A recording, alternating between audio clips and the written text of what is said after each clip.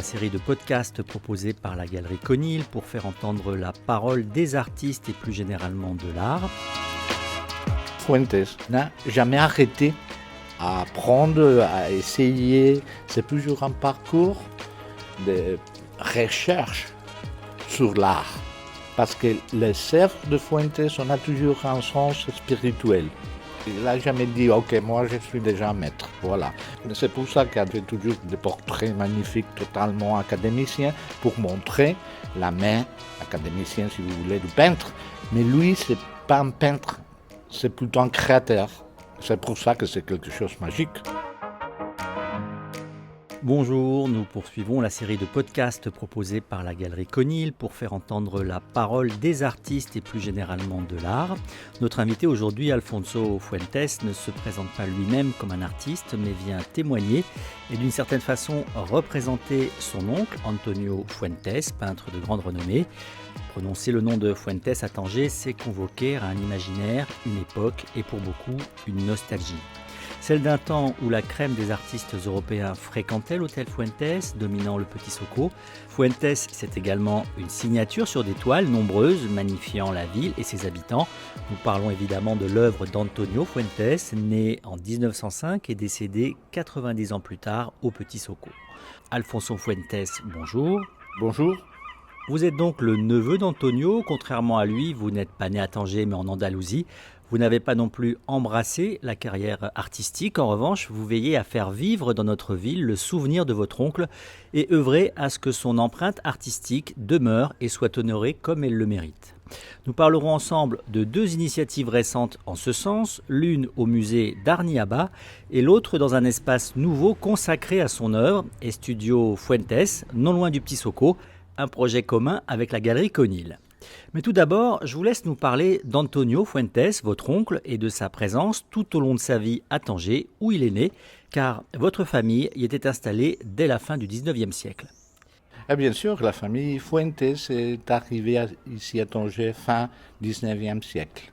Et finalement, en 1914, ils ont déjà fait l'hôtel Fuentes, que ça devenir un lieu historique à Tanger. Autant que c'était tout à fait au centre du Petit Socco. Et bien sûr, le Petit Socco, c'était le centre international de Tanger, mais c'était le centre de la ville de Tanger. C'était le Petit Socco, entouré par la Médina, et voilà. Et donc là, en 1905, c'est né Antonio Fuentes, vous avez bien dit. Lui, il est mort ici aussi à Tanger, mais il a fait toute sa carrière en Europe pendant les années 20, 30, 40, notamment à Paris, la Ronchaumière, mais après il est allé à Rome, il est rentré à Paris, il est passé par Florence, avant il était à Madrid, mais il y avait une circonstance, il n'avait pas besoin de l'argent du tout. C'était pas qu'il avait besoin de l'argent et faire des expositions pour gagner. Donc il est rentré chez lui à Tanger et il a fait toute sa carrière ici, mais que pour lui-même. Pour camper un peu le décor de ses premières années, ça veut dire son enfance, elle se passe comment ? Quels sont les premiers signes en fait de cette vocation artistique ? Vraiment, dans la famille, il n'y avait pas d'artistes. Il était une famille toujours avec des projets empresariaux, tout ce type de choses. Mais, autant que l'hôtel Fuentes, on avait toujours les artistes, les écrivains, tout le monde. Antonio, déjà un enfant, petit, il dessinait là-bas. Dans les artistes qui étaient là-bas, on dit, bon, il a une main magnifique. Et bien sûr, mes grands-parents, ils n'étaient pas d'artistes, mais ils valoraient toujours l'art, la création. Donc, Antonio, il a eu la chance d'avoir tous les supports de la famille, de ses parents, je veux dire, son père et sa mère. Et donc, il a fait que sa carrière d'artiste, avec tous les soutiens de la famille. Et donc, c'est pour ça que déjà, il avait que 20 ans, il était déjà à Madrid, bien sûr, soutenu par la famille. Il a eu cette chance, il ne devait pas être contre la famille, la famille voulait qu'il fasse je ne sais quoi, rester ici Tanger, à travailler à l'hôtel Fuentes, pas du tout, non. C'est un métier qu'il valorisait très, très, très, très bien. Et donc, le concernant, c'était quand même une originalité au sein de cette famille d'être un artiste. Mais en même temps, la famille était très liée à l'art. Les artistes espagnols qui arrivaient, Fortuny, Tapiro même, ils étaient toujours des amis de la famille. Donc, ce n'était pas une famille éloignée du monde de l'art. Donc, ce n'était pas une surprise, si vous voulez. Il n'y avait pas d'artistes dans la famille, mais ce n'était pas tellement bizarre. Être un artiste, je veux dire. Donc, vous nous en avez parlé brièvement, sa période d'apprentissage, elle se fait forcément à un moment, elle l'amène à quitter Tanger. Est-ce que vous pouvez nous retracer un peu son itinéraire d'apprentissage, ses années à l'étranger? D'abord, 1925, il était déjà à Madrid, à l'Académie espagnole de Bellas Artes de Madrid et en San Fernando. Mais autant qu'il venait de Tanger, ici à Tanger, c'était tout le milieu international, artistique. Madrid était dans le moment très académicien. Donc il est parti, pas tout de suite, mais vers 1928, déjà à Paris, la Ronchaumière. Et donc il a resté à Paris beaucoup d'années. Après 1934, il est allé à Rome, l'Académie espagnole de Bellas Artes de Rome. Après, il est rentré à Paris. Il a resté à Paris jusqu'à la guerre mondiale, qu'il est rentré déjà à Tanger. Ça veut dire déjà 1945. Ça veut dire qu'Antonio, il a déjà 40 ans. Mais tout ce parcours, c'est fait que pour étudier. Même il y a des anecdotes, par exemple, si vous voulez, à Paris, à la Ronchaumière, il était avec Picasso, là-bas. Picasso, il est arrivé, et donc le directeur de la Ronchaumière s'appelait Castelluccio, que précisément sa fille, c'était le grand amour d'Antonio, Rosita. Même, elle est venue ici, à Tanger, connaître la famille et tout ça. Bon, donc Castelluccio lui dit, Antonio, il y a une dame qui veut acheter un tableau, l'un de tes œuvres. Non, il a dit, non, je ne vais pas vendre, parce que je dois partir avec cette... Et Picasso lui dit, mais tu es fou, hein? Tu dois faire des ventes ici à Paris, parce que tu dois avoir une clientèle. Non, mais il ne voulait pas. Il ne voulait pas, tout simplement. Il avait ça, la chance de pouvoir maintenir ses œuvres avec lui pour des années. À quel moment et quel est le déclic qui le fait considérer que son apprentissage est terminé et qu'il peut revenir à Tanger? Il revient à Tanger à cause de la guerre mondiale, parce qu'il était à Paris, même il est sorti selon les indications de Picasso aussi. Hein. Il est passé par l'ambassade d'Espagne, bon. Mais il n'a jamais arrêté à apprendre, à essayer. C'est toujours un parcours de recherche sur l'art. Parce que les œuvres de Fuentes ont toujours un sens spirituel, si vous voulez. Et donc c'est toujours cette recherche qu'il a fait pendant toute sa vie. Il n'a jamais arrêté. Il n'a jamais dit, ok, moi je suis déjà un maître. Voilà. C'est pour ça qu'il y a toujours des portraits magnifiques, totalement académiciens, pour montrer la main académicien, si vous voulez, du peintre. Mais lui, c'est pas un peintre, c'est plutôt un créateur. C'est pour ça que c'est quelque chose de magique. Le voilà de retour à Tanger pour quasiment encore un demi-siècle. Est-ce que vivre au Maroc, un peu à l'écart des grands circuits artistiques européens, est-ce que ça a eu un impact sur la reconnaissance de son œuvre parmi les peintres de sa génération? Bien sûr, mais il n'était pas intéressé pour ça. Il était très conscient de la qualité de son art. Mais il n'avait aucun complexe de dire « moi je voudrais faire des expositions » parce qu'il pouvait les faire par tout le monde.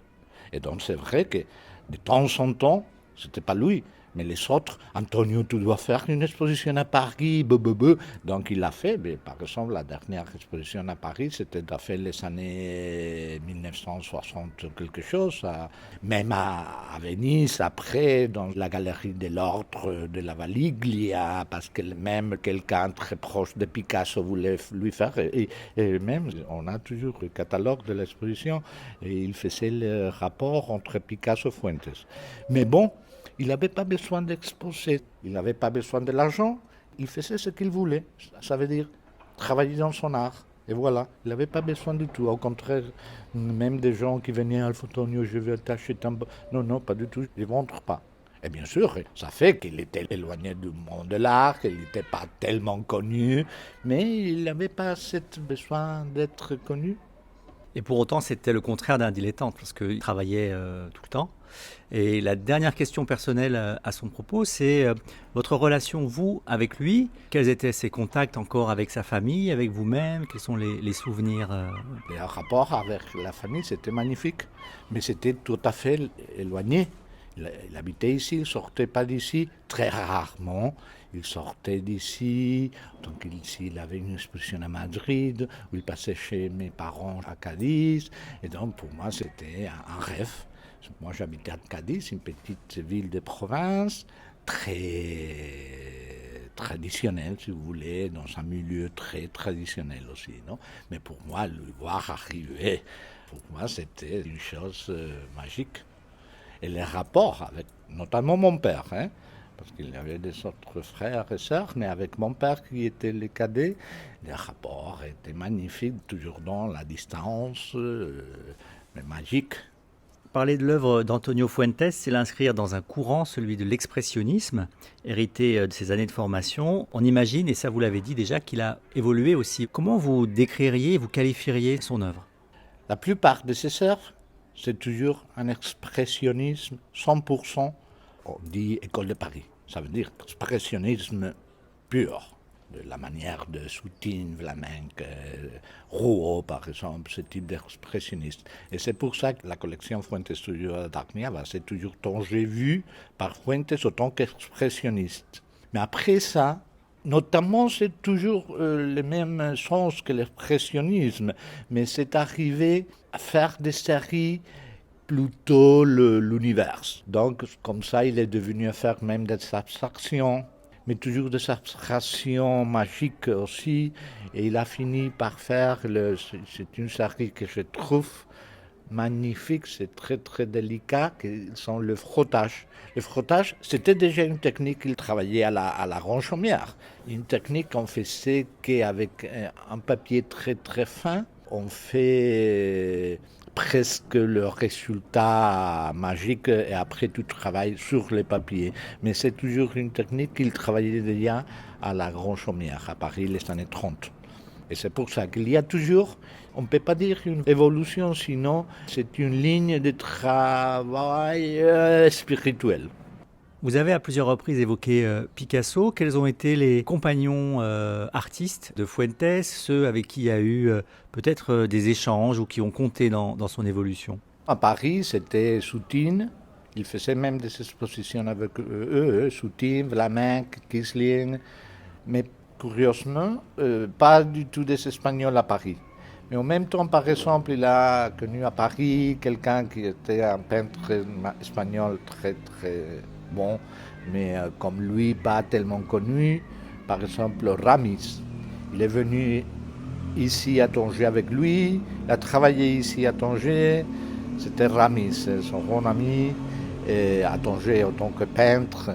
Mais autant qu'il habitait ici isolé, il n'y avait pas après de relations, je vais dire, avec les noms connus en Espagne, en France. Non, il était ici, à part du monde européen. S'il fallait répertorier, classer la production de Fuentes, quel serait le mode de classement? Par période, par technique, par sujet d'inspiration? Comment vous feriez? Par technique, d'abord, toujours la main. Donc on peut voir le petit dessin de Fuentes fait pendant toute sa vie, donc expressionniste, toujours. La main, c'est toujours expressionniste. Mais après, on a toujours, par exemple, des séries abstraites, après le rotage, l'abstraction. Mais la série plus représentative de Fuentes, c'est toujours la série expressionniste. Alors votre oncle a été prolifique, il a également été généreux, et dans ces conditions, cette œuvre dépasse les toiles et les dessins qui sont connus à ce jour. Il reste des Fuentes à découvrir et surtout à Tanger. Il ne faisait pas de ventes, mais autant que la famille était, vous savez, très connue. Et donc pendant des années, les familles sont parties en Europe, en Amérique. Il lui demandait toujours, Antonio, s'il te plaît, moi je voudrais avoir un tableau pour l'avoir chez moi, je ne sais pas. Et donc c'est vrai qu'il y a tellement de tableaux de Fuentes, pas répertoriés, bien sûr. Dans ce moment, nous sommes en commun avec la Galerie Conil en train de faire le projet professionnel Fuentes, à part le projet muséistique Fuentes à Darniava. Ça sera là-bas, à la galerie, où on va faire même les certificats d'authenticité. Moi, je suis le président de l'association culturelle Fuentes aussi. Et donc, moi, je ferai des certificats d'authenticité de ces œuvres même. Aujourd'hui, on peut voir des œuvres grâce à une donation que vous avez faite au musée d'Arniaba et dont j'aimerais que vous nous parliez. Je suis vraiment content avec la série Fuentes à Darniaba. Je suis arrivé ici à Tanger à faire le musée Fuentes. Ok, j'ai discuté avec la fondation, avec M. Cotby, M. Idrissi, ils sont magnifiques. Moi, je trouve le travail de la fondation vraiment magnifique. Partout le Maroc, ici à Tanger, le nouveau musée d'art contemporain de la Casbah. Et donc, dans ce moment, il était en train de faire Darniaba, autant que musée sur le Tanger international. Et les peintres, on dit voyageurs. Et donc, on a là-bas une série magnifique. Moi, je suis très content parce que c'est là-bas que les gens qui arrivent à Tanger vont finalement voir. Dans le musée, c'est très important. Mais ça appartient déjà, les œuvres appartiennent toujours à la fondation. C'est très institutionnel. Même par exemple, dernièrement, on a, par la Fondation nationale des musées, une très magnifique exposition d'art contemporain avec le fonds de l'Institut du monde arabe au musée de la Casbah dans ce moment. Et par exemple, même le président et la commissaire sont venus faire le vernissage. Nous sommes tous allés voir. Donc, là-bas, on peut voir toujours Fuentes. Donc ça, c'est le volet patrimonial. S'y ajoute un autre espace qui ouvre actuellement, le fruit d'un projet commun avec la galerie Conil, Estudio Fuentes. Est-ce que vous pouvez nous en dire davantage sur ce second espace où l'on peut également découvrir les œuvres si on n'a pas la chance de les connaître déjà? Bien sûr, autant que le projet à Darniava, c'est toujours un projet institutionnel. On est arrivé avec la galerie Conil à faire un projet professionnel sur Fuentes. Pourquoi Conil? Pourquoi la galerie Conil? Autant que c'est une galerie qui travaille depuis très longtemps ici à Tanger, très professionnelle, pas seulement Tanger, mais partout le Maroc, Europe et tout ça. Donc, et toujours au quartier Fuentes. Ça veut dire Darniava, la collection institutionnelle, on a l'hôtel Fuentes au Petit Soco, et presque collé, tout à fait collé, au Petit Soco, la galerie Conil. Donc avec la galerie, nous sommes en train de faire un projet commun, tout à fait commun, 100%. Plutôt le jour au jour, c'est plutôt la galerie que même moi. Hein. Et donc nous sommes en train de faire un espace dédié à Fuentes. Si vous ne connaissez pas Fuentes, par exemple, vous êtes passé par Darniava. Après, on peut voir toujours des œuvres de Fuentes au studio Fuentes.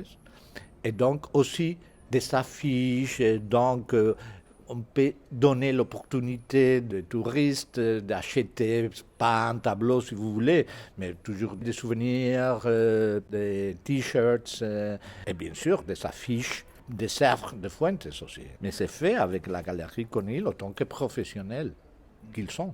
Pour terminer, une question plus personnelle pour vous, Alfonso. En quoi est-ce si important de faire vivre ainsi l'œuvre de votre oncle et de le faire à Tanger? Est-ce qu'il existait ou est-ce qu'il existe un risque d'oubli? Pour moi, vraiment Tanger, c'est l'histoire de ma famille. Et donc c'est ici, d'abord, où il voulait rester. Il pouvait rester quelque part, mais il voulait que reste à Tanger. Et donc je crois que c'est depuis Tanger, et Tanger, c'est Tanger. Tanger, ça veut dire, Tanger, c'est connu dans tout le monde. Et tout le monde arrive à Tanger. Tout le monde passe par Tanger. Et donc, tant que les projets du musée, c'est toujours là-bas, ils vont passer, ils vont voir le musée. Mais non, il peut toujours passer par les studios Fuentes. Et donc, c'est ici qu'il faut faire. Et moi, je suis très fier de le faire ici. Hein. Merci Alfonso, au revoir. Mille merci à vous. L'entretien avec Alfonso Fuentes a été enregistré en février 2024. Il est signé François-Olivier Louaille. À bientôt pour un prochain rendez-vous à propos de l'art et des artistes sur le podcast de la Galerie Conil.